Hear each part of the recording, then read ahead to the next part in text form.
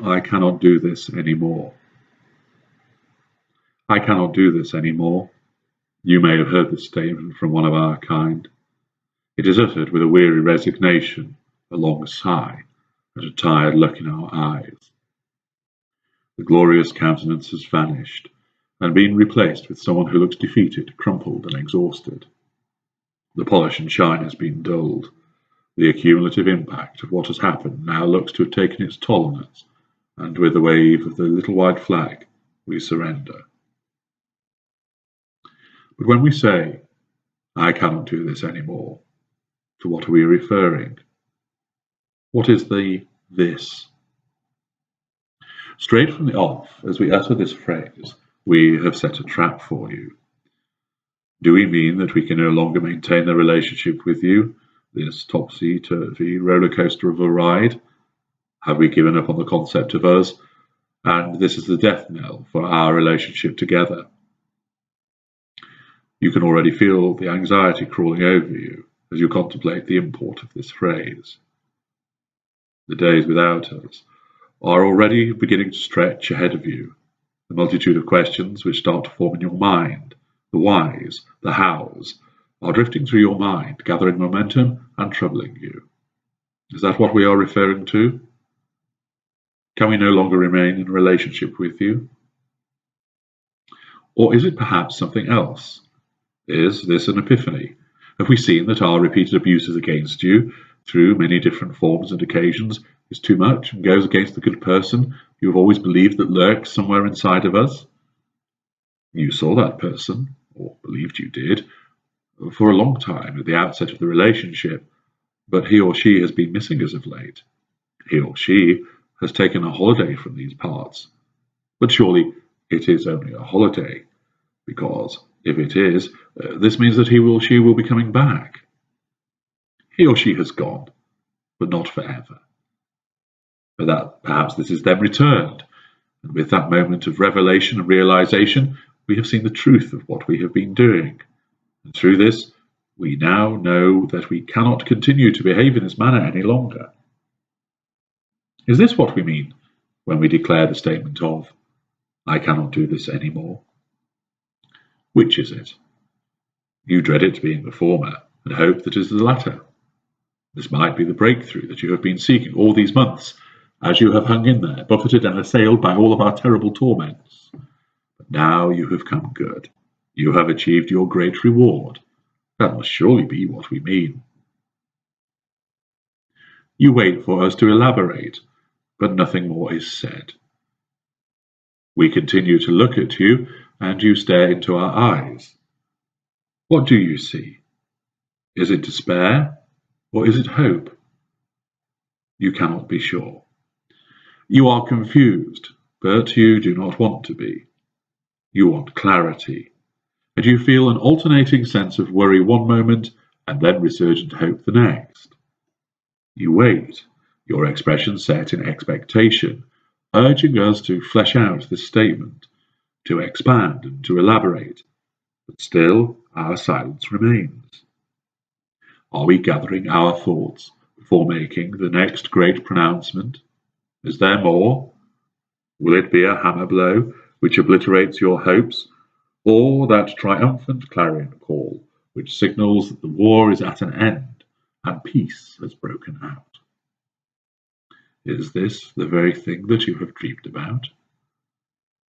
You wonder whether you should press us, or would that affect the outcome and bring about a turnaround? You have experienced enough of those during the tumultuous experience that is your union with us. Perhaps you are better served waiting and allowing us to express ourselves. But you need to know.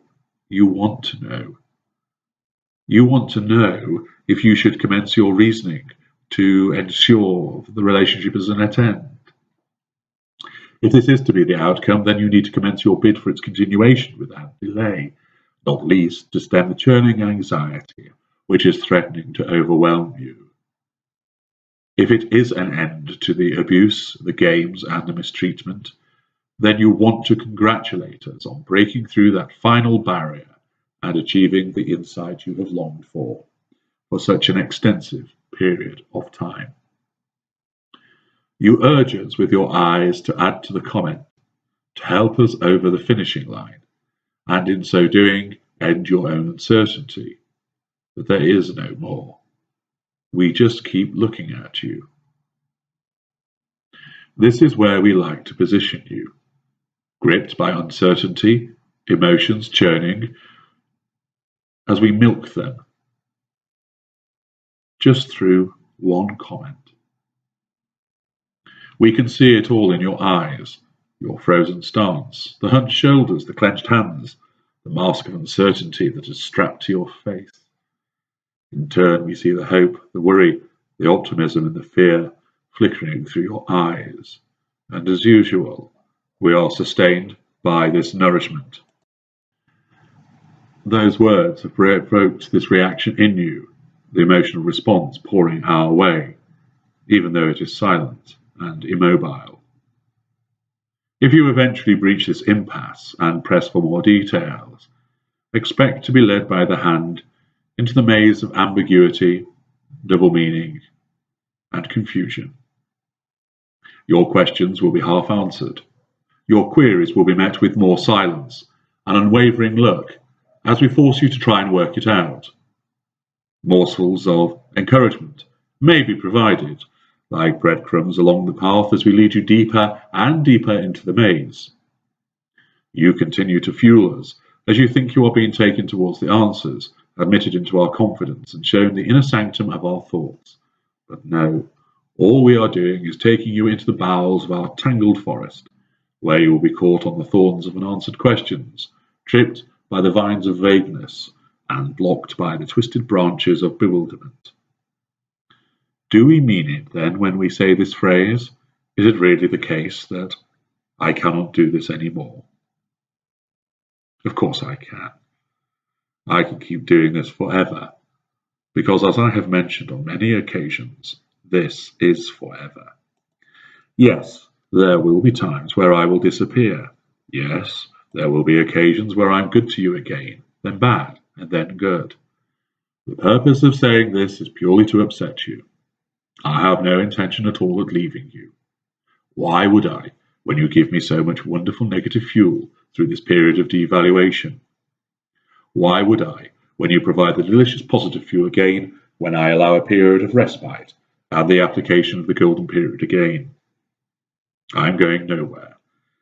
But it does not harm to suggest to you that I might. It keeps you on your toes and ensures that I am able to exert control over you. I keep you guessing, anxious and confused, and I also ensure that your fuel keeps flowing. I also say this to make it sound like what we have is arduous and horrible. It is for you because I treat you badly, but this is enjoyable. I get to do what I want. I am never wrong, and you have to bear the brunt of my shocking behavior towards you. It's a playground for me, and I'm not going to give that up. Never.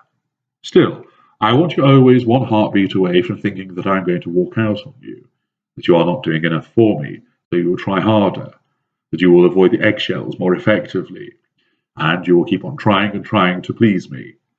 This is a great way of controlling you, by threatening you with the loss of me, although it is never going to happen. By a similar token, I want you a breath away from thinking that a breakthrough has been achieved, that I have seen clarity through the fog of malevolence and realize that this abusive treatment, this game playing, and inventive fabrications are at an end.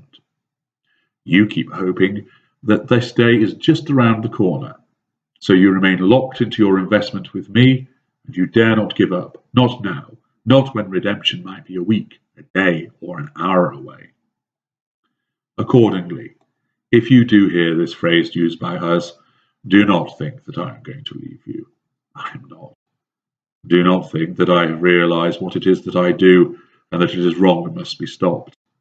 I may well realize, but I will not stop. I am just continuing to control you and seeking a reaction from you. Thus, I will often say, I cannot do this anymore. Of course, you are forbidden from ever saying those words.